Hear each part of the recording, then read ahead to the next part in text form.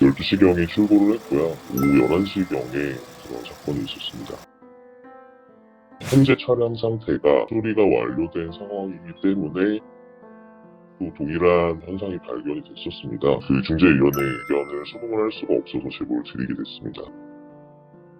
15일 이내에 제작자가 답변을 주어야 된다라고 명시가 되어 있는데요. 제작사의 시간 끌기로 인해서 지연이 된 상황입니다. 국토부 역시 규정을 따르지 못한 그런 상황이 되었고요. 그 일정에 맞게 중재위원회가 개최가 되었다고 한다면 그게 2차 무유 현상이 발견된 시점과 시일이 가까운 시점이 됐을 것으로 예상이 되고요. 예, 아마 오늘 영상도 보시면 대체 어떤 차를 사야 하나 이런 질문이 생각나실 것 같습니다. 출고한 지 1년도 채 되지 않은 차에서 타는 냄새와 연기가 난다면 꽤나 당황스럽겠죠. 그런데 실제로 그러한 일들이 꽤 자주 발생하고 있습니다. 국산차는 이게 전조 증상이 되어서 화재까지 발생했고 이번에는 메르세데스 벤츠입니다. 더 황당한 건 정부기관의 대처였습니다. 자세한 이야기는 인터뷰를 통해 나눠보겠습니다. 제보자분 나와 계시죠? 예, 안녕하세요. 예, 안녕하세요.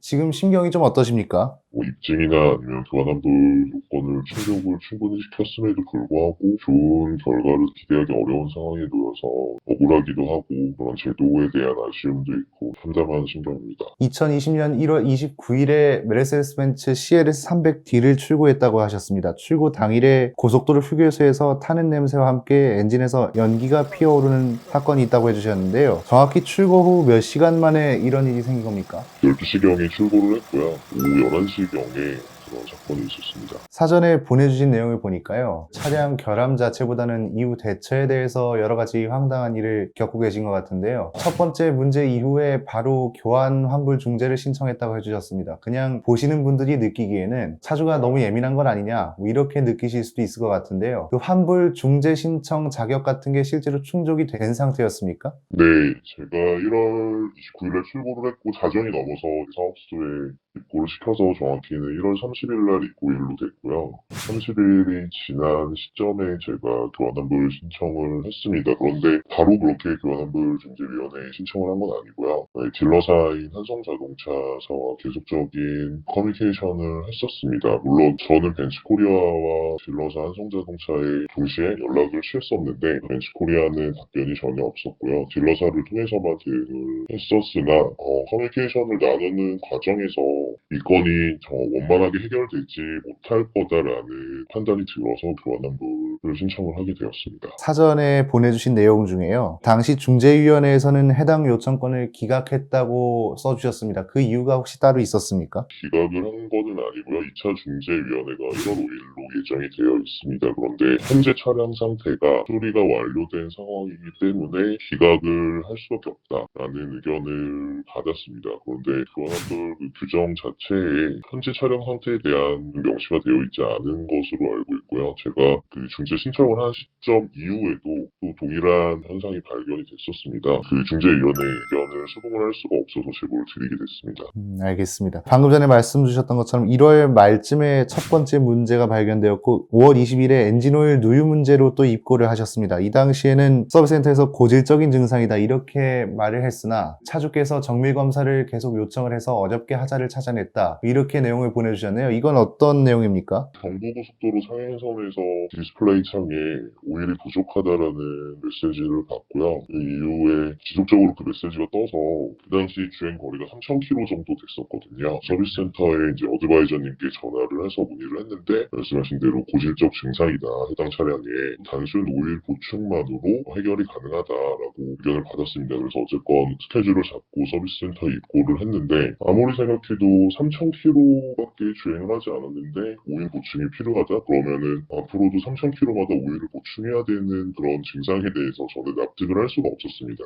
서비스센터 입고를 해서 직접 대면해서 얘기를 했을 때에도 오일 보충만 하면 된다. 30분 안에 끝날 거다라고 했으나 제가 어쨌건 이거는 진단 검사를 해봐야 된다라고 주장을 계속적으로 해서 검사를 하게 됐고요. 그런데 검사하는 시간이 오래 걸려서 검사 현장으로 갔을 때 6, 7분께서 제 차를 둘러싸고 심각한 표정으로 서 계셨고 담당자분께서 저한테 오셔가지고 죄송합니다라는 말과 함께 그런 노연 현상이 다시 발생했습니다라는 말씀을 해주셨습니다. 그 한 가지 짚고 넘어가야 될 것 같은데요. 1월 5일에 결론이 또 난다고 하셨잖아요. 네.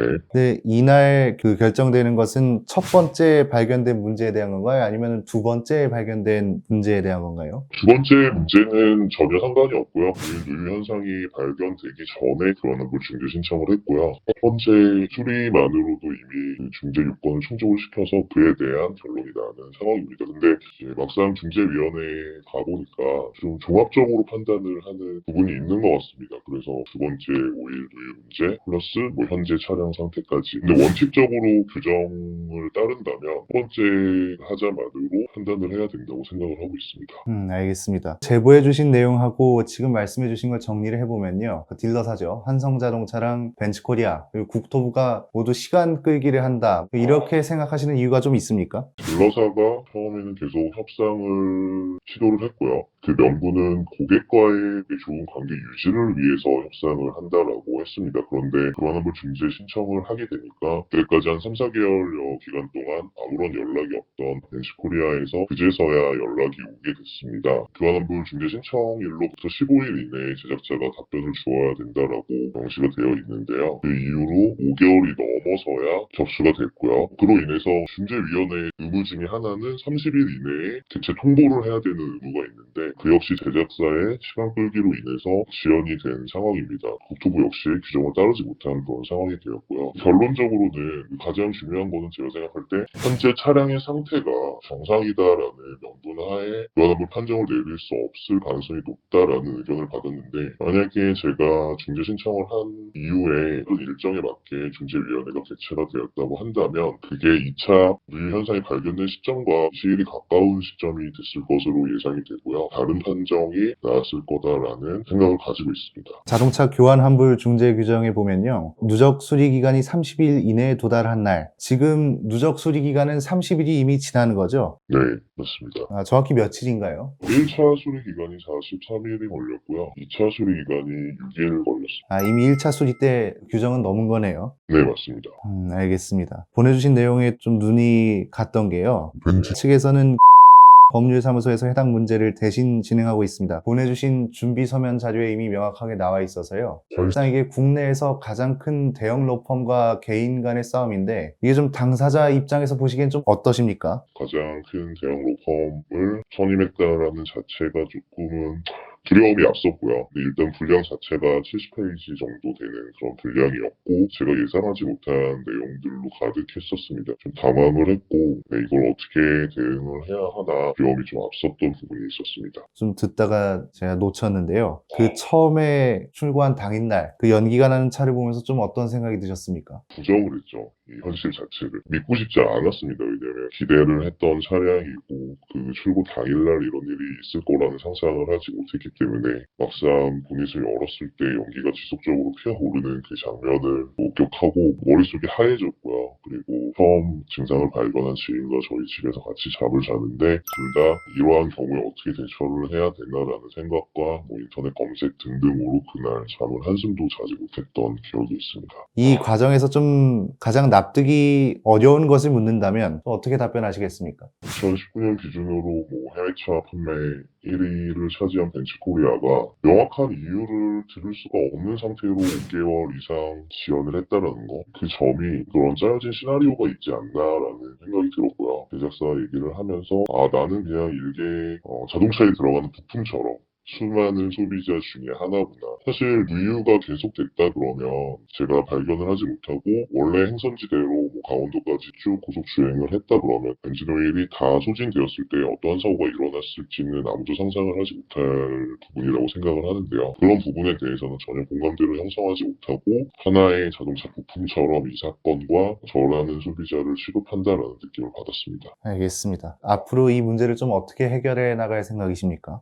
교환이 되지 않는다면 된다면 어떤 합의점을 찾을 수 있을까라는 고민을 딜러사나 제작사의 제안을 받고 고민을 한 부분들이 있었습니다. 그런데 그런 부분들은 합당하지도 않은 제안들이어서 계속적으로 심사 교환을 요구를 할 생각이고요. 그리고 1월 5일에 중재위원회에서 아마 결론을 낼 것으로 예상이 되는데 교환이나 환불 판정을 못 받은다고 하면 지금 말씀드리긴 까다롭지만 다른 절차를 진행을 하려고 계획을 세우고 있습니다. 알겠습니다. 어쩌다 보니까 저희 2020년 마지막 인터뷰인데요. 마지막으로 좀 하고 싶은 말씀 있으십니까? 최근 들어서 굉장히 차량 관련된 문제가 많이 있죠. 뭐 국내차 제조사, 외제차 제조사. 그게 비단 최근에 급속히 불거진 문제는 아니다라는 생각이 들었어요. 비로소 공론화가 되고 언론에 노출이 되고 미디어에 노출이 되면서 소비자들이 인지를 하고 상황이라고 생각을 하는데요. 10개월 이상 불안환불 중재법 관련해서 딜러사나 제작사와 계속 싸움을 펼치고 있는데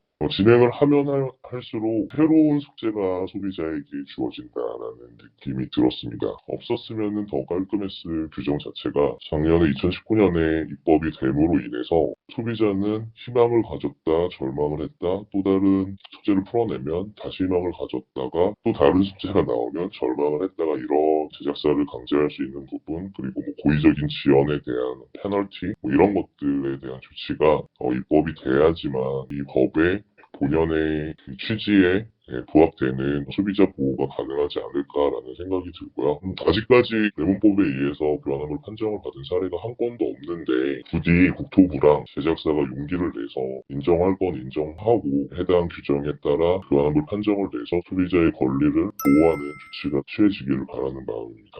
알겠습니다. CLS 300D 엔진 결함으로 피해를 보고 있는 차주였습니다. 오늘 말씀 감사합니다. 네, 감사합니다. 예.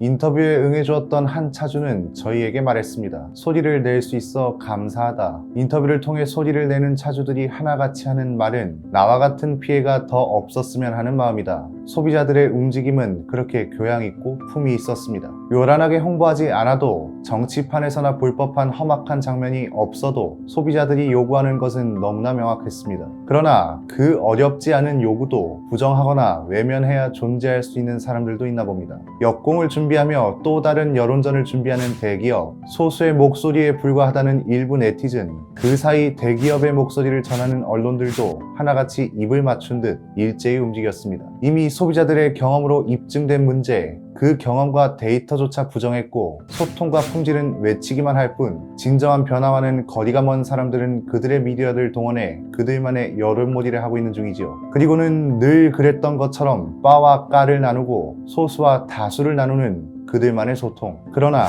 이젠 그 목소리가 소수는 아닌 듯합니다. 감사합니다. 한 언론 학도의 꿈을 짓밟지 않아서. 한창 소란스러웠던 11월 저희 측으로 이메일 하나가 도착했습니다. 이메일 안에 들어있던 것은 짧은 글귀들, 저희의 입장 영상을 본 학생이었습니다. 대기업에 굴복하는 언론사와 기자는 있어도 언론 윤리를 지켜나가는 언론인이 아직 있구나 하는 발견, 그리고 저희가 감히 들을 소리인지는 모르겠으나 저희에게 고맙다는 인사를 전했습니다. 그들이 만들어 놓은 저급한 소비시장에 품이 있는 소비자. 오늘 시선 집중은 그간 영상에서 많이 언급해드렸던 말들 중 최근 고인이 된 대기업 회장의 말을 다시 한번 언급해드리려 합니다. 농담이 아니야. 마누라 자식 빼는 건 다 바꿔봐. 농담이 아니야. 마누라 자식 빼놓고 다 바꿔봐. 변화의 가치를 아는 소비자들은 이미 그렇게 생각하고 있습니다. 오늘의 2020년 마지막 시선 집중이었습니다.